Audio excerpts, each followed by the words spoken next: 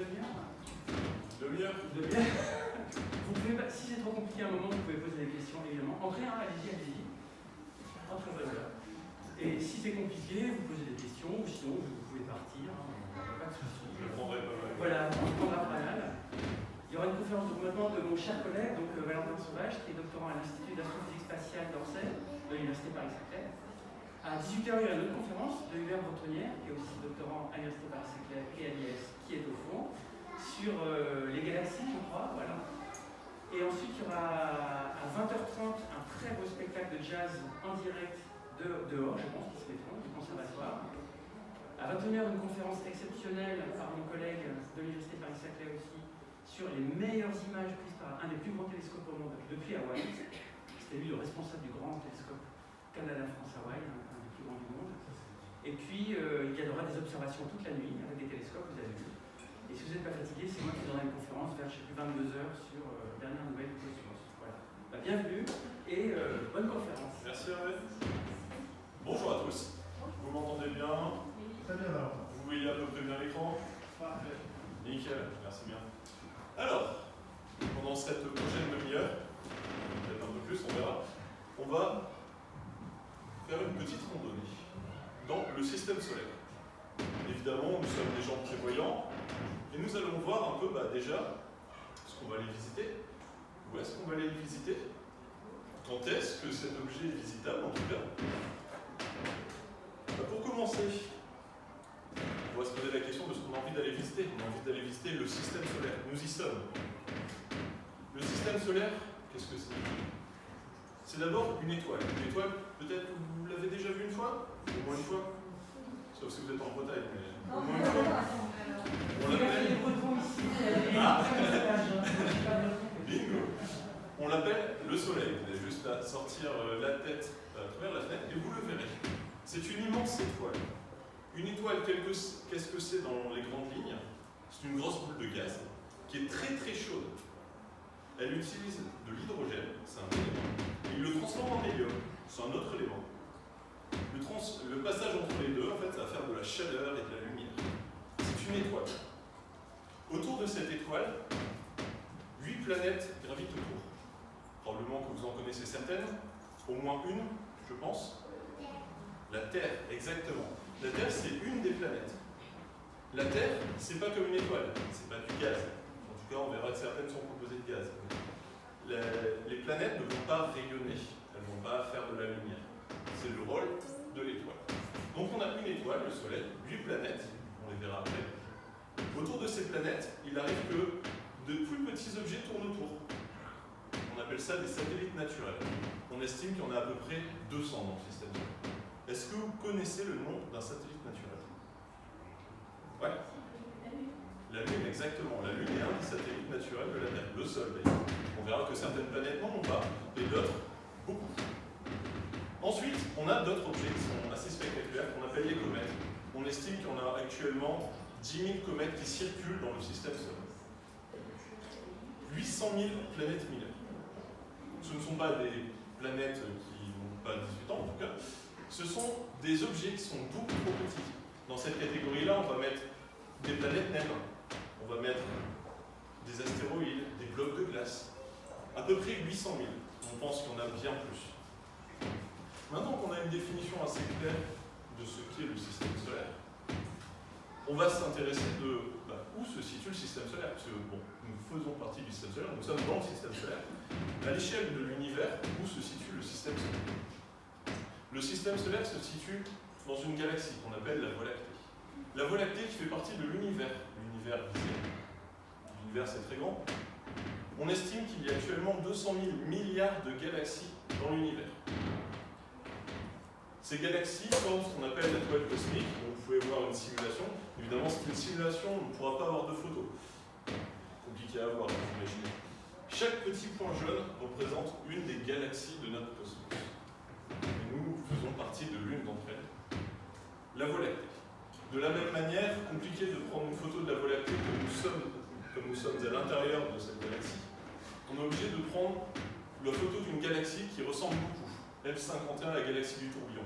On sait que la Voie lactée, notre galaxie, et cette galaxie-là, elles ont à peu près la même tête, à peu près les mêmes dimensions. 110 000 années-lumière. Une année-lumière, la distance que met la lumière, que parcourt la lumière pendant un an. Dans l'idée, si ce chiffre peut vous dire quelque chose, c'est équivalent à 10 000 milliards de kilomètres. On va faire plus simple, on va parler en années-lumière, 110 000 années-lumière. Dans notre galaxie, on pense qu'il y a 200 milliards d'étoiles. Et nous sommes dans l'une d'entre elles, autour de l'une d'entre elles. Nous sommes situés dans ce qu'on appelle un bras, le bras d'Orion. Notre galaxie, qui est une galaxie spirale, possède plusieurs bras. Et donc, on va avoir le bras de Persée, le bras d'Orion. Et nous sommes donc dans le bras d'Orion. Maintenant, quand se situe le système solaire? Malgré le fait que cette question soit tournée bizarrement, on va essayer de se concentrer un peu sur ce qui s'est passé avant pour savoir maintenant qu'est-ce qui se passe. À t égale 0, naissance de l'univers, le Big Bang. Peut-être que vous en avez déjà entendu parler. L'univers qui était complètement repris sur lui-même vient se détendre. T égale 0, le Big Bang. Il a fallu attendre 350 millions d'années pour avoir la première étoile. 500 millions d'années pour avoir la première galaxie. Galaxie, un regroupement d'étoiles. Notre système solaire est apparu il y a 9,3 milliards d'années. Vous voyez, c'est bien loin du Big Bang. C'est à peu près 4,5 milliards d'années d'aujourd'hui. Et donc aujourd'hui, nous nous situons à 13,8 milliards d'années du Big Bang. Maintenant, comment s'est formé le système solaire? Eh oui, on programme bien notre randonnée. Comment s'est formé le système solaire? Je vous ai dit, notre étoile, notre soleil, c'est une immense boule de gaz qui convertit l'hydrogène en hélium. Imaginez un immense nuage de gaz qui fait plusieurs centaines d'années-lumière, très grand, immense. Ce nuage de gaz, composé principalement d'hydrogène, un jour, il va commencer à y avoir des regroupements de gaz. Le gaz va commencer à s'accumuler dans une zone. Il va en attirer encore plus. Ce gaz va commencer à chauffer et ça va engendrer des étoiles. On estime que dans le premier nuage qui a engendré notre système solaire, à peu près 5000 étoiles se sont formées. Ces étoiles, ce sont des géants rouges. Elles sont immenses. Elles brûlent très vite leur carburant. Ce qui fait qu'au bout de quelques millions d'années, elles n'ont plus de carburant, plus d'hélium à brûler, plus d'hydrogène à brûler, elles n'ont plus que de l'hélium. Elles finissent leur vie dans ce qu'on appelle des supernovas, c'est des immenses explosions. En voici un exemple, la nébuleuse du Crâne, qui est visible dans notre hémisphère. Ces supernovas vont engendrer des choses qui vont nous intéresser énormément, c'est les éléments qui vont nous composer. Vous connaissez peut-être cette expression, nous sommes tous des poussières d'étoiles. En fait, c'est nous les poussières, elles viennent de là. Elles viennent de ces supernovas. Le fer, l'hydrogène, l'oxygène, le magnésium. En fait, tous les autres éléments qui n'ont pas été créés dans les étoiles vont se créer là. Ce qui va composer plus tard les planètes, par exemple, ou nous-mêmes. Et donc ces explosions, vont participer à la création de nouvelles étoiles. Nouvelles étoiles, dont l'une s'appellera le Soleil. Le Soleil va commencer à récupérer du gaz pour s'allumer. Et tout autour, il y a plein d'éléments qui baladent. Il va y avoir du gaz qui va balader, mais il va aussi y avoir des roches. Je vous ai dit, les supernovas ont engendré plein de métal, de roches, de silicium. Et donc, tout ça va former un immense disque. On appellera ça un disque protoplanétaire. Le terme n'est pas important. Mais il faut imaginer que du coup, des blocs de glace, des blocs de roches, de métal, qui tournent autour de cette étoile, vont commencer à récupérer plein de matière. Donc on a une étoile au centre, la matière qui est en train de former des blocs encore plus gros, qui vont donner les planètes. Ça, c'est au début. Ça va prendre à peu près 100 000 années. C'est long, 100 000 années, mais à l'échelle de l'univers, c'est pas grand-chose. Sauf que, ok, une planète s'est formée, sauf qu'il y en a une autre là-bas qui arrive. Il n'y a pas que de la route là. Il n'y a pas une planète qui va s'arrêter pour passer là.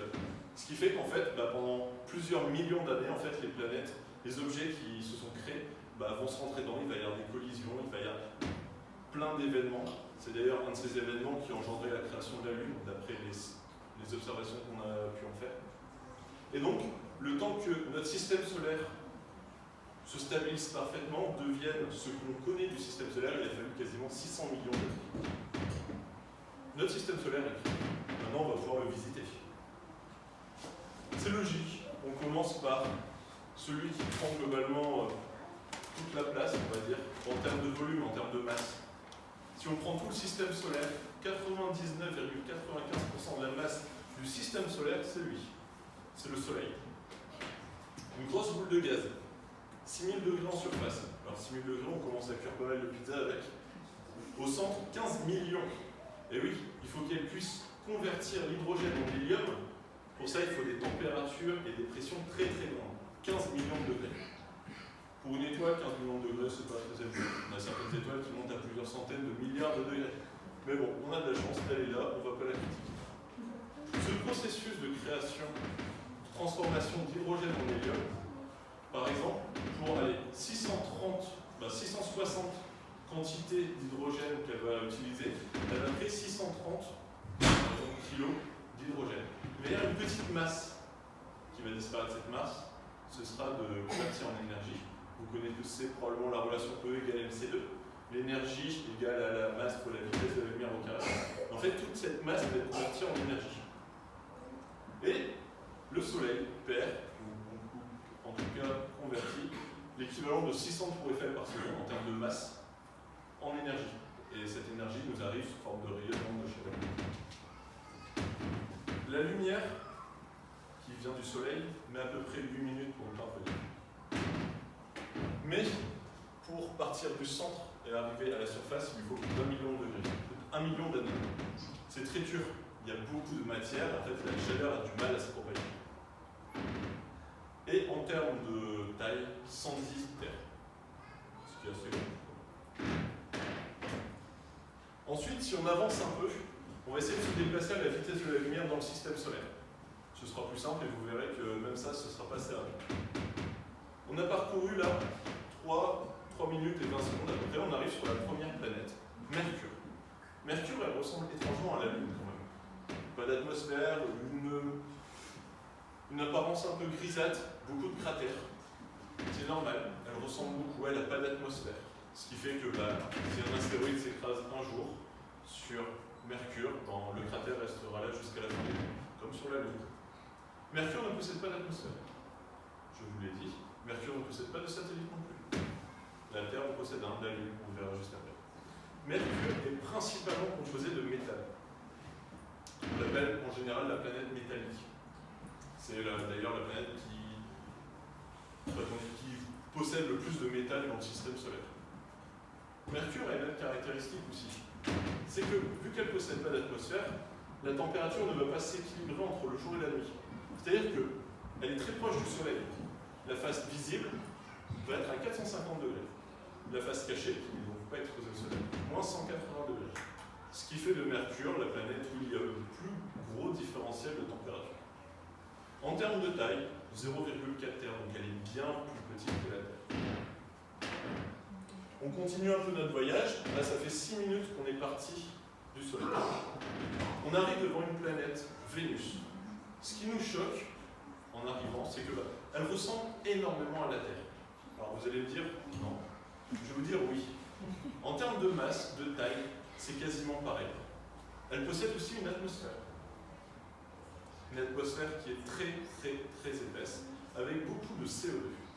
Alors qu'est-ce que ça fait le CO2? Peut-être que vous en avez déjà entendu parler avec le réchauffement climatique.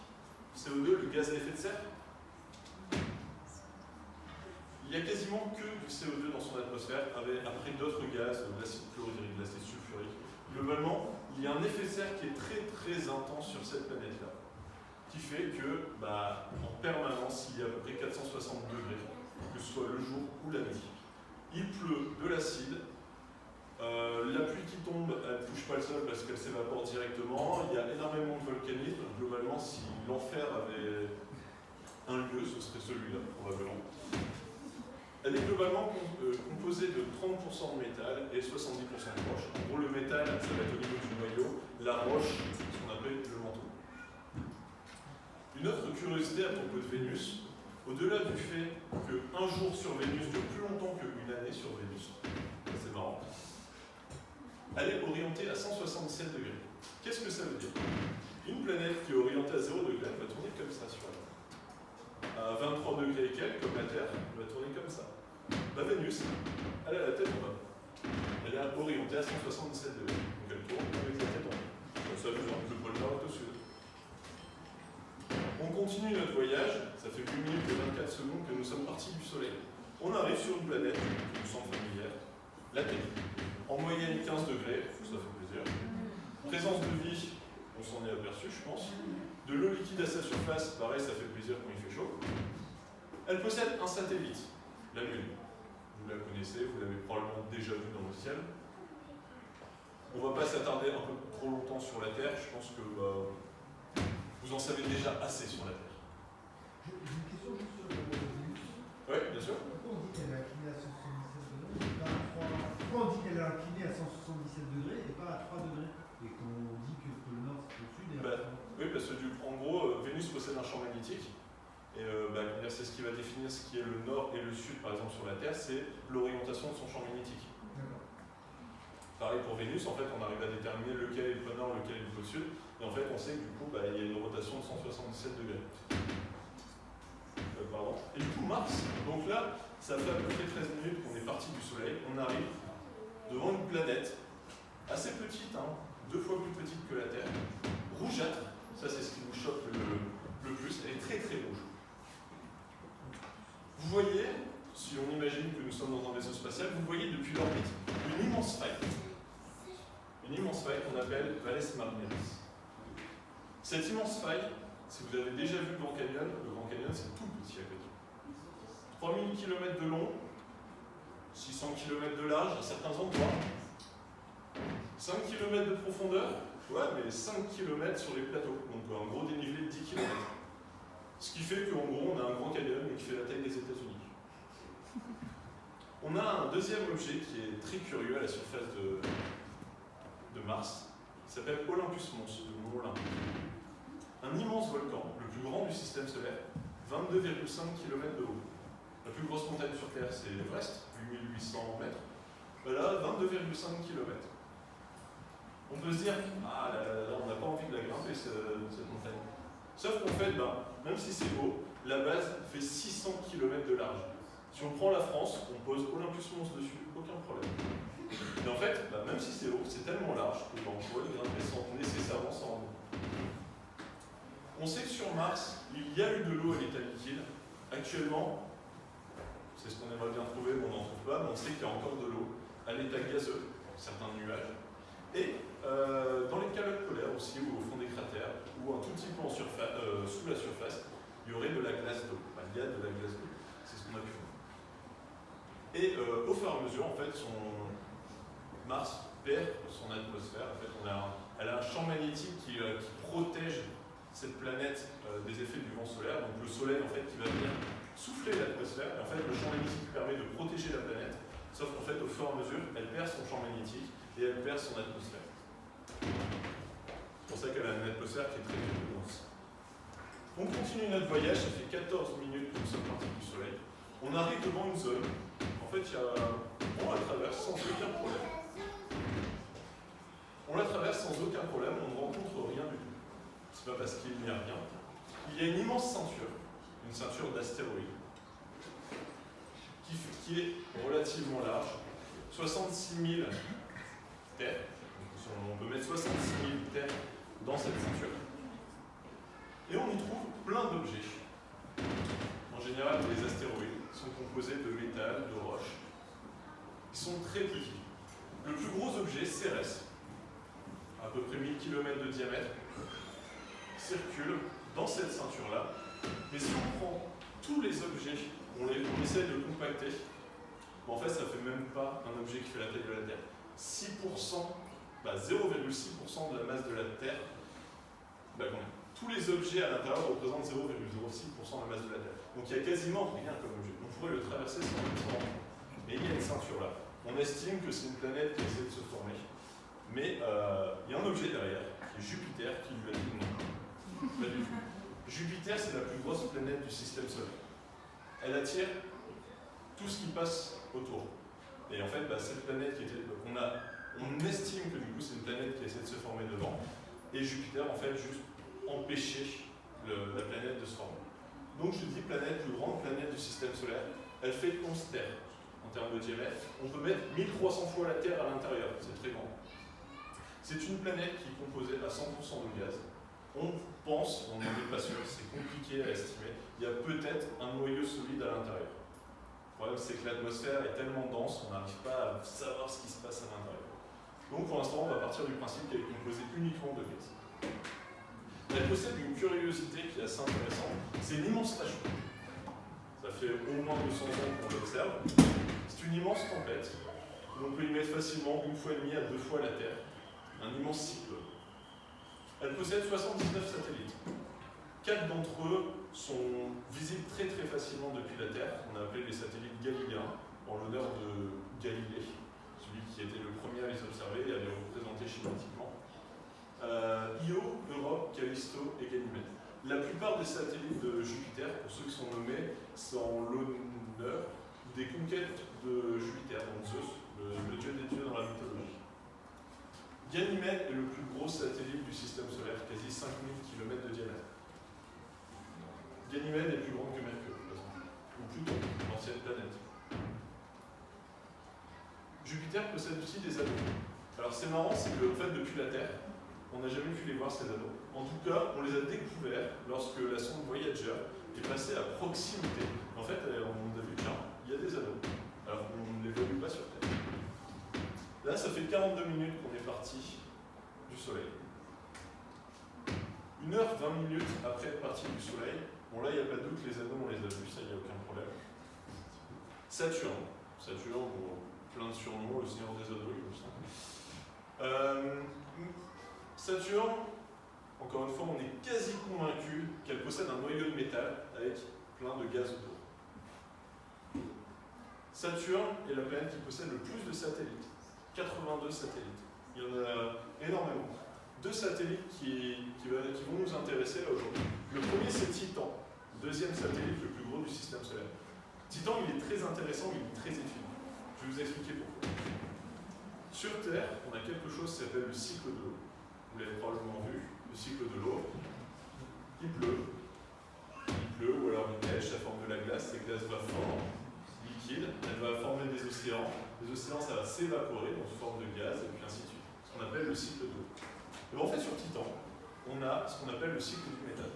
On a de la glace de méthane, des océans de méthane, des nuages de méthane, des pluies de méthane. Mais en fait, on se dit, mais c'est un environnement qui ressemble quand même vachement à la Terre. Bon, étant donné qu'il fait moins 200 degrés tout le temps, on se dit, il se passe des choses vachement similaires. C'est pour ça que c'est un objet qui est très étudié.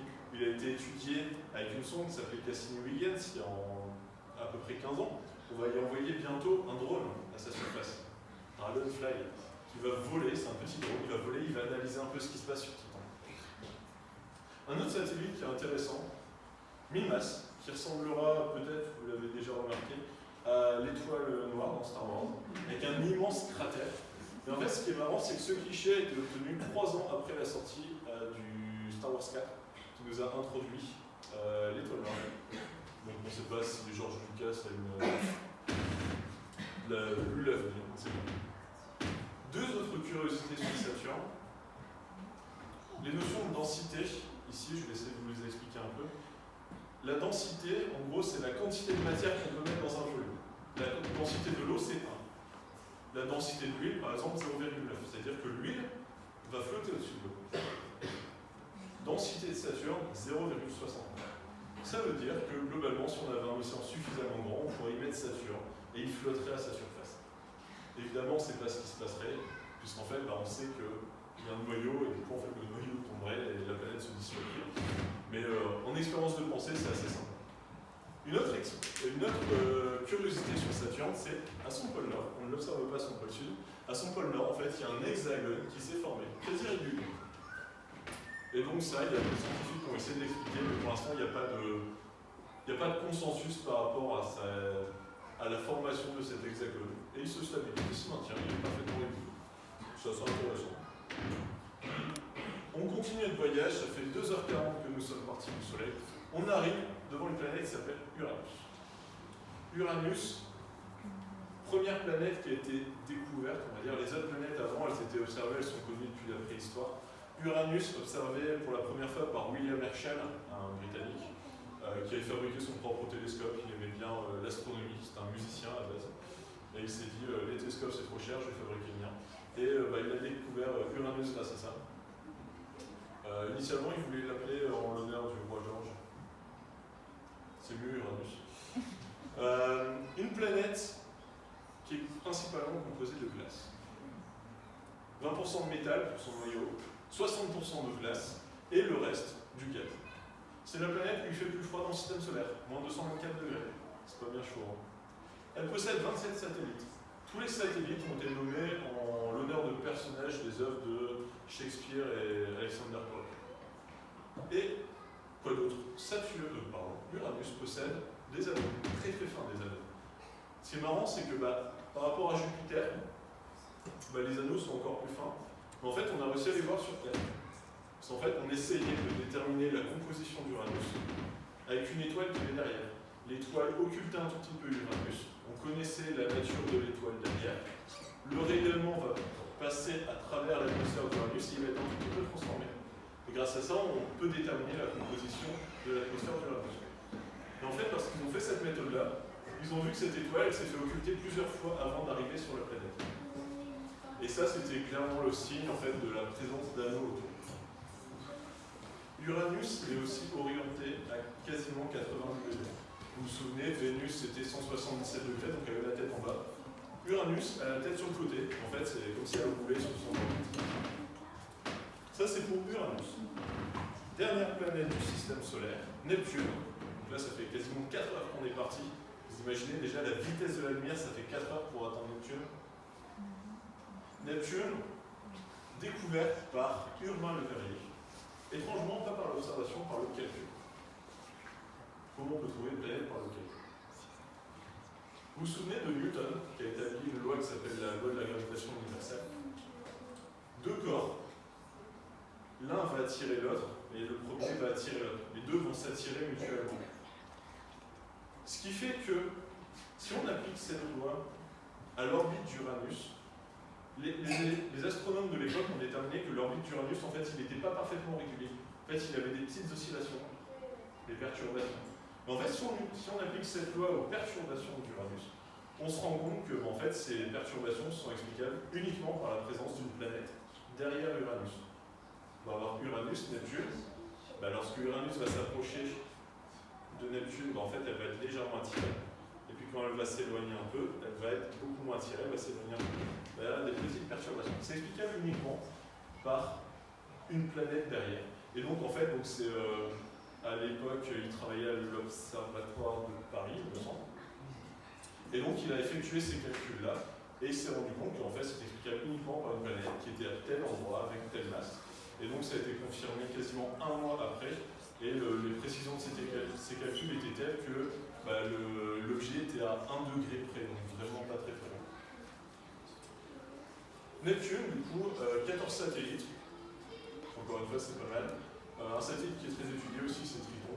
On en parlera après si vous voulez. Elle possède aussi une tache sombre, qui est pareil, comme Jupiter, une tempête. Elle possède aussi les vents les plus forts dans le système solaire, quasiment 2000 km/h. Sur Terre, déjà, si on a des vents à 300 km/h, 100 km/h, les vents, les arbres, ils bougent quand même pas mal. 200 km/h, ils sont au sol. 300 km/h, c'est très rare, il n'y a plus de maison. Là, c'est 2000 km/h. On imagine que c'est assez particulier. Et donc, globalement, c'est aussi ce qu'on appelle une géante de glace, comme Uranus, puisqu'elle est composée majoritairement de glace.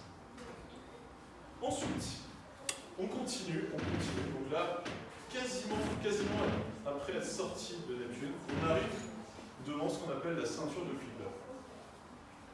La même idée que pour la ceinture d'astéroïdes, c'est-à-dire qu'on ne va pas arriver à avoir un mur. C'est-à-dire, il y a beaucoup d'objets, mais ces objets, en totalité, ne représentent même pas 1% de la masse de la Terre. C'est dans cette ceinture-là qu'on va trouver des objets, par exemple, comme Pluton, une ancienne planète, Makemake, Haumea. Et globalement, cette ceinture-là est principalement composée de roches et de glace. Elle est très épaisse. Vous voyez tout le chemin qu'on a fait à partir du Soleil à Neptune? En fait, c'est ça son épaisseur. Elle est très épaisse. Provenant de cette ceinture, on a des objets qui nous intéressent. tous ces objets-là, en fait, ils ne vont pas rester à tourner en rond. Des fois, en fait, ils vont sortir un peu et vont venir s'approcher du Soleil. On appelle ça des comètes. Peut-être que vous en avez vu l'année dernière, il y en avait une belle, qui s'appelait Neowise, qui était visible assez facilement. Qu'est-ce qu'une comète? Une comète, en fait, ça va être un bloc de poussière et de glace. Au fur et à mesure, elle ne va pas juste rester tournée, rester dans cette ceinture. Elle va s'éloigner un peu de cette ceinture et se rapprocher du Soleil. Au fur et à mesure de son rapprochement avec le Soleil, en fait, le Soleil, lui, qu'est-ce qu'il fait? Lui, il chauffe. Il chauffe de l'eau. L'eau, en fait, va se sublimer, elle va se transformer directement en gaz, ce qui va libérer les poussières. Donc, hop, elle passe près du Soleil, elle libère les poussières. C'est ce qu'on est en train de voir ici, il y a une queue de poussière, en fait. Elle libère les poussières, elle va passer de l'autre côté du Soleil, continue de libérer les poussières. Et puis après, elle retourne à l'endroit d'où elle venait. En l'occurrence, peut-être de la ceinture de Kuiper, peut-être de Fluor, on le verra après. Elle va se recharger, elle va récupérer de la poussière, du gaz, et elle va refaire ça. C'est une comète périodique, elle le fait à intervalles réguliers. Ce qui est intéressant, en fait, c'est les petites poussières qu'elle laisse sur son chemin. Parce que des fois, une planète comme la Terre, en fait, elle le traverse. C'est pas dangereux, c'est même très joli, c'est ce qu'on appelle les pluies d'étoiles filantes. Il y en a très régulièrement en août, en général, mais il y en a toute l'année. Il y en a de belles en août. Et donc, je vous ai dit, ces comètes, elles peuvent se recharger, on peut appeler ça recharger, elles vont récupérer de la glace, de la poussière dans la ceinture de Kuiper, mais elles peuvent venir aussi de plus loin. Peut-être le nuage de Oort. Peut-être pourquoi peut-être le nuage de Oort? Pour l'instant, c'est qu'une théorie, on n'en a aucune confirmation. On estime qu'il y a un immense nuage qui englobe notre système solaire, où il y a des comètes qui viennent chez nous tous les 1000 ans, 2000 ans, 3000 ans, qui viennent en fait récupérer de la poussière et de la glace et font exactement le même travail. Ce nuage de Oort, il est très très loin de nous. Là, ça fait 3 mois et 26 jours qu'on est parti du Soleil. Pour le traverser, il faut plus d'un an et demi pour le traverser, à la vitesse de la lumière. C'est immense. On estime que dans ce nuage, en fait, il y aurait au moins 1000 milliards de blocs qui font au moins 1 km de diamètre. Donc, on estime qu'il se passe beaucoup de choses. En fait, si on compacte tout, en fait, ça ne fait même pas la masse de la Terre. Globalement, ça définit un peu la limite physique de notre système solaire. Donc ça, c'était un peu, on a fini notre visite. Si on va plus loin, et qu'on voyage pendant à peu près 2 années-lumière supplémentaires, on va se retrouver dans un autre système, avec une autre étoile, qui s'appelle Proxima de Centaure, qui est l'étoile la plus proche de nous. Mais bon, ça, on peut définir comme étant la limite du système solaire. On a le droit de se demander, en ultime point, comment se finit le système solaire. On a vu sa naissance, on a vu où est-ce qu'il est situé, qu'est-ce qu'il compose, et comment le système solaire va finir sa vie. Si on prend comme point de repère maintenant, donc là aujourd'hui t égale 0, en fait notre Soleil va continuer à utiliser l'hydrogène qui est à l'intérieur, le convertir en hélium, son carburant. Il va faire ça pendant 5 milliards d'années. Au fur et à mesure, il va y avoir plus d'hydrogène que d'hélium, il va continuer de gonfler. Il va gonfler jusqu'à arriver à une orbite proche de celle de la Terre. Il aura absorbé Mercure, Vénus. Probablement que les autres planètes se seront décalées. Et oui, au fur et à mesure, il va perdre de la masse, 600 tours Eiffel par seconde. Ce qui fait qu'en fait, au fur et à mesure, les orbites vont s'allonger un peu. Donc peut-être que la Terre va survivre, peut-être pas. Mais bon, ça fait au moins 1 milliard d'années qu'il n'y a plus d'eau sur Terre et que la Terre est complètement stérile. Sauf si on l'a bousillé encore avant, mais ça c'est autre chose. Donc, dans 5 milliards d'années, le Soleil sera devenu une géante rouge. Il n'y a plus de carburant, plus d'hydrogène, il va commencer à brûler l'hélium.